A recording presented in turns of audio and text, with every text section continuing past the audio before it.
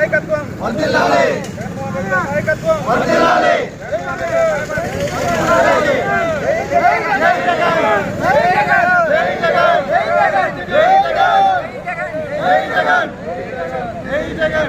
చంద్రబాబు నాయుడు అరాచకాలు, చంద్రబాబు నాయుడు అరాచకాలు, చంద్రబాబు నాయుడు అరాచకాలు, రౌడీజం,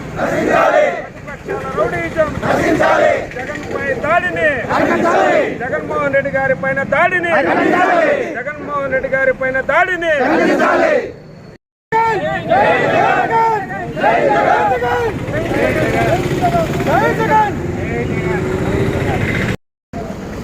విజయవాడ శివారుల్లో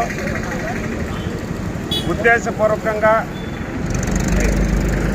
రాష్ట్ర ముఖ్యమంత్రి వర్యులు జగన్మోహన్ రెడ్డి గారి పైన రాళ్ల దాడి చేయడం చాలా బాధాకరం.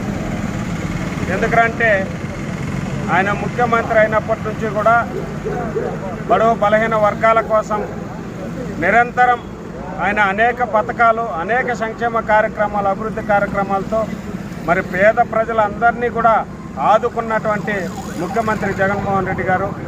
అలాంటి నాయకుడి పైన రాళ్ల దాడి చేయడం ఇది ప్రజాస్వామ్యానికి గొడ్డలి పెట్టెలా భావించాలి. ఈ 14 రోజులుగా కూడా ఆయన బస్సు యాత్రలో, సిద్ధం సభల్లో అనేక మంది ప్రజలు పాల్గొంటున్నారు. జనాలు తండోపతండాలుగా ఆయన కార్యక్రమానికి ఇచ్చేసి మరి పెద్ద ఎత్తున సక్సెస్ అవుతుంటే మరి ఎన్డీఏ కూటమికి, ప్రతిపక్షాలకి నిజంగా వణుకు పుట్టింది. మేము ఇంతమంది నాయకులు ప్రజల్లోకి వెళ్తే, 3-4 పార్టీలు ప్రజల్లోకి వెళ్తే ప్రజల నుంచి కనీస స్పందన కూడా లేదు. మరి జగన్మోహన్ రెడ్డి గారు ఒకరే సింగిల్గా మరి రోడ్లపైకి వస్తే ఈరోజు జనాలు మరి ప్రజలు స్వచ్ఛందంగా మరి ఒక జన సునామీలాగా ఆయనకి హారతులు పట్టడం కానీ, బ్రహ్మరథం పట్టడం కానీ చూస్తుంటే నిజంగా వాళ్ళకు వణుకు పుట్టే ఆయన్ని ఏదో రకంగా అడ్డు తొలగించుకోవాలనేటువంటి కుట్రపూరితమైనటువంటి ఆలోచనతో ఆయన పైన దాడి చేయడం జరిగింది.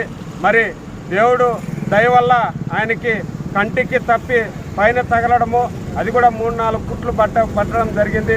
కాబట్టి మరి ప్రజల ఆశీస్సులు జగన్మోహన్ రెడ్డి గారికి నిండుగా ఉన్నాయి.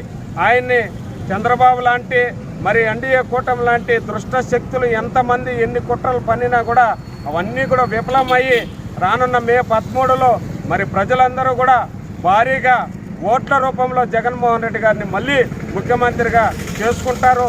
మీరు ఎంత కుట్రలు చేసినా మరి జూన్ 4వ తేదీ మళ్ళీ ఆయన ముఖ్యమంత్రిగా ప్రమాణ స్వీకారం చేస్తారు. దయచేసి ఇలాంటి కుట్రపూరితమైనటువంటి ఆలోచనలతో ప్రజాస్వామ్యాన్ని కూనీ చేసి మరి దేవుళ్ళంటి జగన్మోహన్ రెడ్డి గారి పైన దాడిని గంగవరం మండలం తరఫున మేము అందరూ కూడా తీవ్రంగా ఖండిస్తున్నాం. ఇలాంటి చర్యలకు కన్నా పాల్పడితే భవిష్యత్తులో మీకు ప్రజలే బుద్ధి చెప్తారని కూడా మరి ప్రతిపక్షాలకు తెలియజేస్తున్నాం.